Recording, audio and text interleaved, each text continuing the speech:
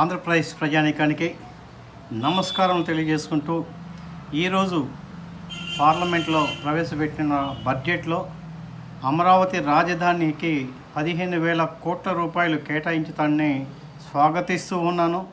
ఆంధ్రప్రదేశ్లో మహాకూటమికి ఆంధ్రప్రదేశ్ ప్రజానీకం విజయదుందుబి మోగించిన సందర్భంలో ఒక సీనియర్ పొలిటీషియన్గా సుదీర్ఘ అనుభవం ఉన్న వ్యక్తిగా ఉమ్మడి హైదరాబాదును అభివృద్ధి చేసిన వ్యక్తిగా ఆంధ్రప్రదేశ్ శ్రీ నారా చంద్రబాబు నాయుడు గారు ఈరోజు పవన్ కళ్యాణ్ గారు ఆధ్వర్యంలో ఆంధ్రప్రదేశ్కి 15,000 కోట్ల రూపాయలు కేటాయిస్తూ బడ్జెట్లో తీసుకున్న నిర్ణయాన్ని స్వాగతంతో పలుకుతూ కేంద్ర ప్రభుత్వానికి ఆంధ్రప్రదేశ్ తరపున న్యాయవాదుల తరపున లీగల్ సెల్ తరపున కూడా అభినందనలు తెలియజేసుకుంటూ ఉన్నాం. ఒక్కసారి మనం చూసినట్లయితే 23 మంది ఎంపీలను ఇచ్చి 151 సీట్లు ఇచ్చి రాష్ట్ర రాజధానికి 29 గ్రామాల ప్రజలు 33,500 పైచీలకు భూములు ఇచ్చి పోలవరం 80% పూర్తి కాబట్టి పాలన చెయ్య మహాప్రభు అంటే ఆంధ్రప్రదేశ్ని ఆటవిక ప్రదేశ్గా మార్చినటువంటి సంగతి తెలిసిందే. 23 సీట్లు ఇస్తే మెడలు వంచి ప్రత్యేక హోదా తెస్తానన్న ఈ పెద్ద మనిషి ఢిల్లీకి వెళ్ళి ఏ రాయభారాలు చేశారో కూడా మనకందరికి కూడా విదితమే. గత బడ్జెట్లో 1,000 కోట్ల మాత్రమే అమరావతికి రావటం జరిగింది. ఈయన 5 సంవత్సరాల్లో పట్టుమని 3,000 కోట్లు కూడా అమరావతి రాజధానికి తెచ్చుకోలేని బలహీనమైనటువంటి ముఖ్యమంత్రి స్థానంలో జగన్మోహన్ రెడ్డి 5 సంవత్సరాల పాటు ఉండటం వల్ల ఆంధ్రప్రదేశ్ అధోగతి పాలైంది. ఏది ఏమైనా ప్రజలు ఒక మంచి నిర్ణయం తీసుకొని మహాకూటమిని అఖండ విజయంగా తీసుకొచ్చిన సందర్భంలో ఈరోజు కేంద్ర ప్రభుత్వం నుంచి 15,000 కోట్ల రూపాయల రాజధాని నిర్మాణంతో పాటుగా అనేక పెండింగ్ ప్రాజెక్టులు, పోలవరం, కేంద్ర ప్రభుత్వ సంస్థల ఏర్పాటు, పరుగు పందైన ఆంధ్రప్రదేశ్ ముందుకు వెళ్తున్నది. ఈ సందర్భంలో అఖండ విజయానికి కారకులైనటువంటి ఆంధ్రప్రదేశ్ ప్రజానీకానికి ఎన్నో ఒడిదుడుకులు ఎదురైనా కూడా రాష్ట్ర రాజధాని విషయంలో వెనక్కు అడుగు వేయకుండా చిత్తశుద్ధితో ప్రజాస్వామ్యబద్ధంగా సుదీర్ఘకాలం పాటు పోరాటం చేసినటువంటి అమరావతి రైతన్నలకు మరొక్కసారి శిరస్సు వంచి నమస్కృతులు తెలియజేస్తూ అమరావతి రాబోయే కాలంలో ఒక మహానగరం కాబోతుంది. ఆంధ్రప్రదేశ్లోనే ఒక గొప్ప నగరంగా అమరావతిని తీర్చిదిద్దుతున్నారు. అమరావతి పూర్వ వైభవం రాబోతూ ఉన్నది. భారతదేశంలోనే ఆంధ్రప్రదేశ్ అమరావతిని ప్రపంచవ్యాప్తంగా చూసే రోజులు అతి త్వరలోనే ఉన్నాయి. ఆంధ్రప్రదేశ్కి అమరావతికి పెట్టుబడుల వరద రాబోతూ ఉన్నది.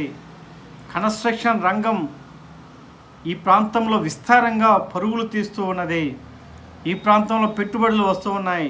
ఈ ప్రాంతంలో రియల్ ఎస్టేట్ అనూహ్యంగా పుంజుకున్నది. ఈ రాష్ట్రంలో అన్ని రకాలుగా ఆంధ్రప్రదేశ్లో ప్రతి ఇంట, ప్రతి మహిళ, ప్రతి నిరుద్యోగి, ప్రతి వ్యాపారస్తుడు అందరూ కూడా ఈరోజు సంతోషమైన జీవితాన్ని చూస్తూ ఉన్నారు. ఈ 45 రోజుల్లోనే ఆంధ్రప్రదేశ్లో అద్భుతమైనటువంటి నిర్ణయాలు తీసుకోవడం జరిగింది.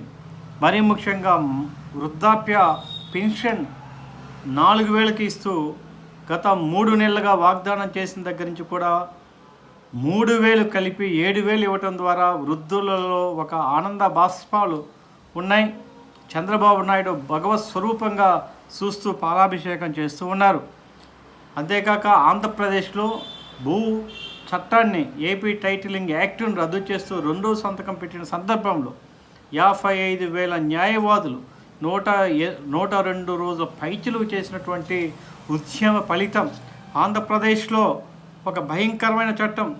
ఆంధ్రప్రదేశ్లో మజిల్ పవర్ ఉన్నటువంటి వ్యక్తికే భూమి పోతుందనే భయాందోళనలో ఉన్న సందర్భంలో ఆంధ్రప్రదేశ్లో ఏపీ టైటిలింగ్ యాక్ట్ రద్దు తీసుకున్నటువంటి నిర్ణయాన్ని స్వాగతిస్తూ చంద్రబాబు నాయుడు గారికి ఆంధ్రప్రదేశ్ న్యాయవాదుల తరపున, తెలుగుదేశం లీగల్ సెల్ తరపున మరొక్కసారి హృదయపూర్వక నమస్కృతులు తెలియజేస్తూ ఉన్నాను. అంతేకాకుండా ఆంధ్రప్రదేశ్లో ఇసుక పాలసీ విధానాన్ని మార్చారు. ఇసుకతో వ్యాపారం చేసి అక్రమ సంపాదన సంపాదించి ఇసుకతో లూటీ చేసినటువంటి గత ప్రభుత్వం నుంచే ప్రజలు అనేక రకాలుగా ఇబ్బందులు పడ్డారు. భవన నిర్మాణ కార్మికులు, భవన నిర్మాణ అనుసంధానమైన వ్యవస్థలు అన్నీ ఆంధ్రప్రదేశ్లో గతంలో కుప్పకూలిపోయినాయి. మళ్ళా ఉచితంగా ఇసుక పంపిణీ ద్వారా ఇక్కడ నిర్మాణ వ్యయం తగ్గి ఇక్కడ కట్టడాలు ప్రోత్సహించడం ద్వారా నిర్మాణం అనూహ్యంగా పెరగడం ద్వారా ఈ ప్రాంతంలోనే ప్రజలు కాకుండా ఇతర ప్రాంతాల్లో కూడా ప్రజలు మళ్ళా మన ప్రాంతానికి వచ్చి ఇక్కడ జీవనోపాధి ఉండటానికి అవకాశం ఇచ్చినటువంటి శ్రీ నారా చంద్రబాబు నాయుడు గారికి మరొక్కసారి అభినందనలు తెలియజేసుకుంటూ ఉన్నా. ఇలా చంద్రబాబు నాయుడు గారు వచ్చిన 45 రోజుల్లోనే పరుగు పందెం పెట్టిస్తూ ఇటు పోలవరంతో పాటు ఇటు అమరావతి రాజధాని నిర్మాణంతో పాటు సంక్షేమ కార్యక్రమాలుగా ఒకవైపున అభివృద్ధి, మరొక వైపున సంక్షేమ కార్యక్రమాలు తనకు రెండు కళ్ళులాగా చూస్తూ భారతదేశంలో ఒక అద్భుతమైనటువంటి పరిపాలన చేసే అదృష్టాన్ని మహాకూటమికి ఇచ్చిన సందర్భంలో దాన్ని నిలబెట్టుకుంటూ కేంద్ర ప్రభుత్వంతో జాగ్రత్తతో ఉంటూ కేంద్ర ప్రభుత్వంతో చర్చలు చేస్తూ విభజన హామీల కోసం నిరంతర సాధ్యాసాధ్యాలు ఉన్నటువంటి మంత్రులతో మమేకమై మన రాష్ట్ర ప్రజల బాధలను చెప్పుకుంటూ గత 5 సంవత్సరాల్లో జరిగిన అన్యాయాన్ని వివరిస్తూ ఈ రాష్ట్రానికి కేంద్ర ప్రభుత్వ సహకారం ఆవశ్యకత ఉందని చెప్పి అనేక పర్యాయాలుగా కేంద్ర ప్రభుత్వంతో నమ్మించడం ద్వారా, కేంద్ర ప్రభుత్వం విజ్ఞాపనలు చేయటం ద్వారా, కేంద్ర ప్రభుత్వ సహకారం ఉండటం ద్వారా మన రాష్ట్రానికి 15,000 కోట్ల రూపాయలు మనకి బడ్జెట్లో కేటాయించటం అనేది గౌరవ మన ప్రధానమంత్రి వర్యులు మోడీ గారికి మరొక్కసారి కూడా అభినందనలు తెలియజేసుకుంటూ ఉన్నాను. జై అమరావతి, జై జై అమరావతి, జై అమరావతి, జై జై అమరావతి, జై తెలుగుదేశం.